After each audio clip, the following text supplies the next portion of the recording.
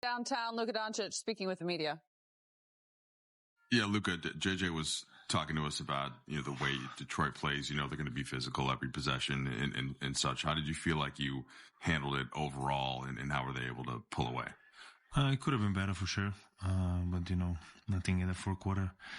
I think we were playing great basketball for 3 quarters, and then they just went on insane run. So I think we played good basketball for 3 quarters.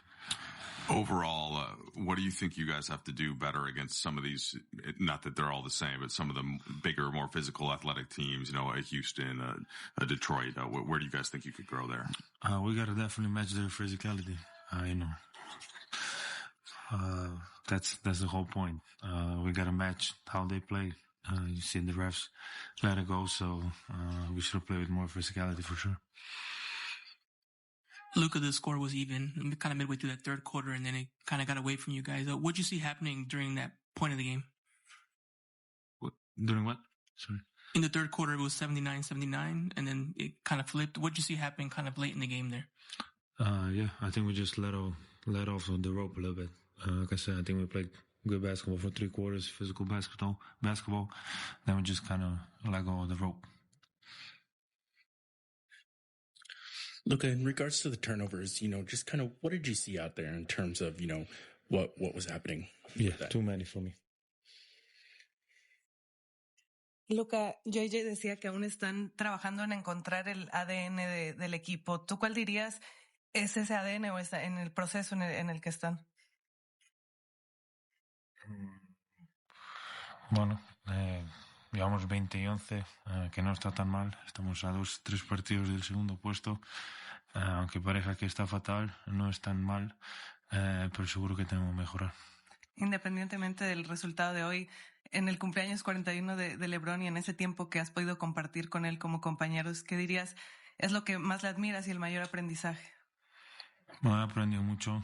Es un jugador excepcional. Jugando estos años es increíble y aprendí mucho de él. Hey, Luka. So today I see you kind of like on offense, they're trying to get your ball, and there's some frustration that J-Reg also said. You kind of see there's like fouls for you. Like, is there anything you like explain on the court that will happen sometimes? There's one like celebration that you hit your arm, your shoulder. Yeah, I mean, they were playing physical. Like I say, we got to measure their physicality. Luka, where do you think energy-wise the game shifted? Was there anything in particular that happened out there that it felt like you guys were able to kind of fight with them and then the fight kind of went away? Was there anything particular that triggered that? Not really. I don't know. They just we had a lot of turnovers. I had a lot of turnovers, and then just went down in transition and scored. Yeah. The turnovers and everything is what we're talking about a lot. Like, LeBron's been playing off the ball a lot, and you had 8 tonight. He had 5 tonight. What do you feel like needs to happen as far as helping LeBron balance the off-ball stuff that makes y'all so dynamic offensively with him needing to possibly help you with the playmaking and shot creation and turnover reduction? Yeah, too many turnovers. Got to stop losing the ball. Too many turnovers, kept it simple, 30-11. He had 8 of them, said too many for himself. Which we know that from. That is a lot. Yeah, and you can't turn it over against a quick athletic team. They're going to capitalize almost every time, as you see what they did on turnovers. Was it? What did the 21. Lakers do? Yeah, so it's imperative that you take care of the basketball against these athletic teams. Especially when your defense is trying to work on some things. Mm-hmm. You can't play defense if you're going to turn the ball over. And they're one of the worst, not just defensively, but getting back on defense. So if you want to give yourself a chance to win some games and stop teams, you can't just give them free points. Extra possessions. The Lakers close out 2025 with a 22-point loss to the Pistons. More reaction ahead. It's time to look ahead to the new year next. 2026. Here's a look at the Lakers' upcoming schedule. Back-to-back home games Friday and Sunday against the Memphis Grizzlies to start the new year. Then it's out on the road for 2 games against the Pelicans and the surging San Antonio Spurs. The Bucks are in town January 9th, and all of these games can be seen right here on Spectrum Sportsnet. Pretty favorable. Danny, we call them winnable. Yeah, they're favorable. Well, yeah, winnable. Rob would be very proud. 360. On yeah, why not? I don't think we're going to go to the board today, but why not? We're going to shed some light. We're going to do it right here. Okay. We're going to shed some light on some defense that, even though we didn't see much of it. But Jake LaRavia was active tonight. He was tied for steals with Luka Doncic. I think he passed him tonight with his activity. At right place, right time, getting back, talking, running out, using his hands, getting deflections. Stopped a lot of plays from happening. Here, you get a block shot on Cade Cunningham. You don't see that happen often. But getting the block, starting the break, running out on offense, giving the team extra possessions again. They get a break, they get transition, takes back. We see a lob ready to happen. He stops a 2-point play, easy layup, or dunk by Duncan Robinson. I don't know if he has a bounce anymore. But gets the deflection right there, gets it going back on the other end, and next you know, Luka gets the ball. Easy lob, one of the few lobs that Deandre Ayton had tonight. 2 points. Sorry, but Jake on defense to offense. Another one. Luka shoots a 3-ball. Jake crashes the offense, gets a tip on it, hand on it. Extra possessions. This is what kept them in the game all game, the first 3 quarters until it got ugly in that fourth. Luka gets another easy basket. And look at his activity right here. This is defense. Guarding Cade Cunningham. You don't see this from John. I'm shocked by this play. Jake was in his business and his grill a little bit, sliding his feet, moving, getting over screens, getting physical. Deandre Ayton helped out there a little bit with a little kick on the ball, diving on the loose ball, get on the floor, first to it. Showing activity right here. Same thing. Slide his feet, guarding the big right now. Guarding 2. Jalen Duren gets a hand on it. Gets a deflection, we're out and running. So Jake was extremely great tonight with not only deflecting the ball, getting steals, but getting second possessions and also stopping Detroit from getting early leads early on by, not letting them get breakouts and early lobs. That's a great breakdown there, Danny, because he shot just 3 of 9 from the field, big game, and just 1 of 5 from deep. But it's because of that he played 38 minutes. Yeah. It's that kind of activity. Winning plays, that's what we call them, even though they didn't win tonight. When you can contribute in a lot of different ways, get the minutes. Yeah. Let's head back downtown. Jaxson Hayes is speaking with Gator. Jax, a lot of talk from JJ and LeBron just about the physicality that the Pistons brought. What did you see the difference? Because that was a real close game up until that fourth quarter. Yeah, just physical game, hard-fought game. We just got to close it out. That fourth quarter was a little sad for us, and we just can't let it slip like that. How frustrating is it in a game like that when you guys turn that ball over, over 20 times, especially when, empty possessions, as LeBron says, pick sixes? Yeah, I mean, obviously it's frustrating. We'll figure it out, and we'll just keep moving from there. Guys, one thing JJ kind of talked about was the team still trying to find their identity for a variety of reasons. Have you ever known this late into the season where you're looking for your identity? And how do you guys find that? I feel like each team, you never truly find your full identity till honestly, a game like 70. It takes all year to do that. Especially we've played 2 games with our full rotation, so it's hard to find our team identity when we're not playing everyone and we're switching the lineups each game. So we just got to keep playing hard and just doing what we got to do. So yeah. How are you guys going to find that consistent defensive effort you've been looking for? It's just about, like you said, effort. We just got to dig deep down, and everyone's got to bring effort every time, all the time, and that's all we got to care about is defense.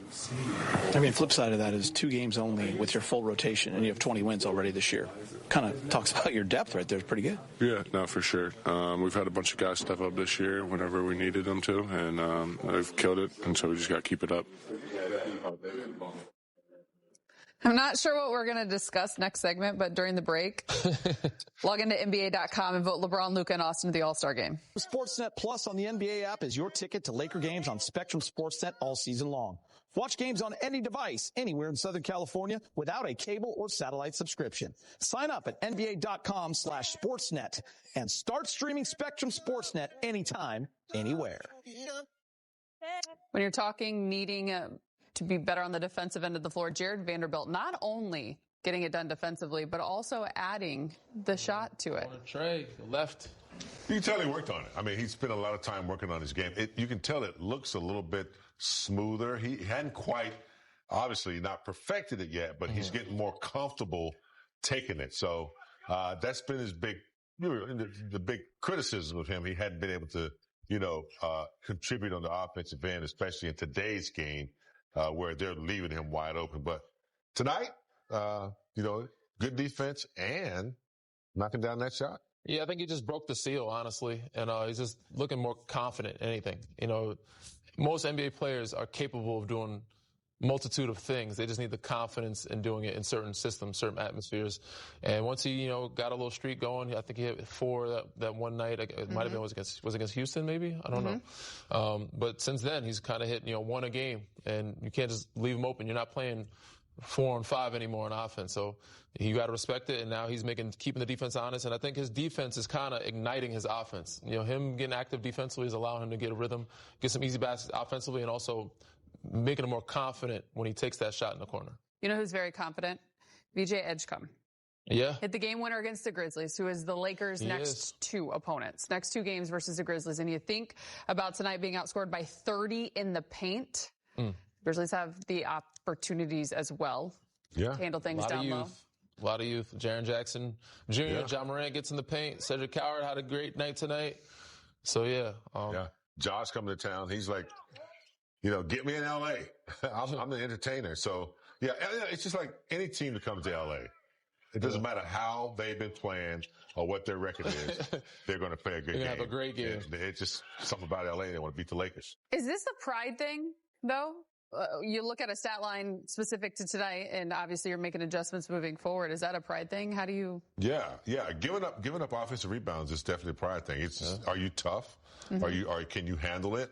And the answer says no. So when other teams see that, and especially guys who cater at, banging the boards and getting offensive rebounds, they pay attention to that kind of stuff. So it is a pride thing.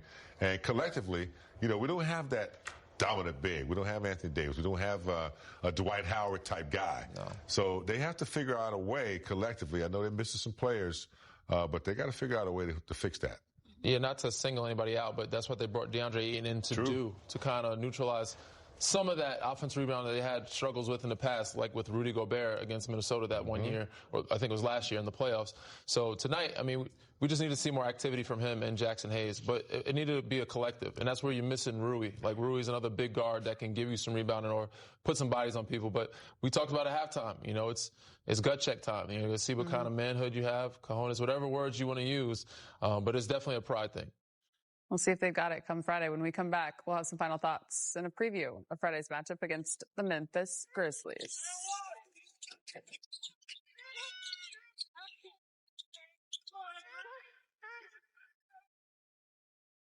Next up for the Lakers, 2 straight home games against the Memphis Grizzlies on Friday and on Sunday. The Grizzlies started the year 4-11, including losing 9 of 10 at the start of November. Since then, they're 11-7, playing much better basketball. That they are. They are creeping up. They're 9th in the West right now.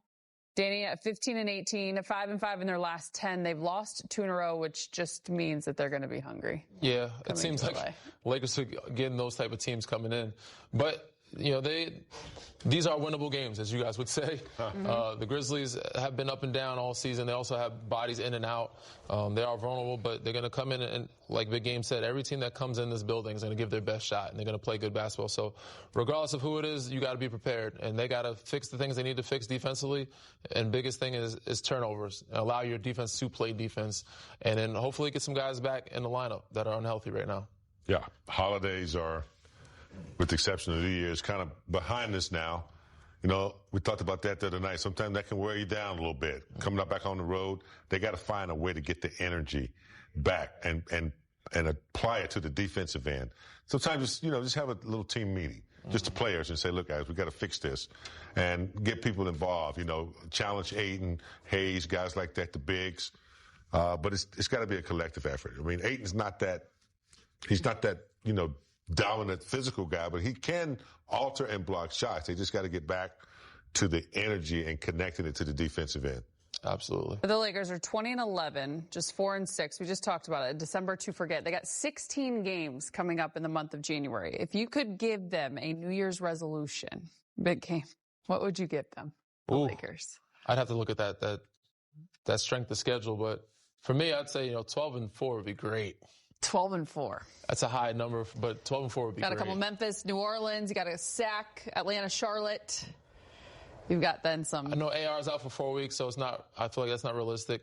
11-5. Give me 11-5. You got Washington in there. 11-5 would be good. 12-4 would be amazing. Yeah. But it just depends on what JJ's going to do. I mean, it depends if he's going to play Smith when he needs him, or going to have to. Connect. Vanderbilt's going to have to, connect. He's a great 3-point shooter. You got to elevate some of those guys right now until you get Reaves back. You have a New Year's resolution for yourself? No, I don't do those. Not anymore. Not anymore. I used to. I just set short and long-term goals every month or so. That's good, though. Yeah. For Danny, for Big Game, Geeter, Trudell, I'm Allie. Peace out! 2025. When I add to the line.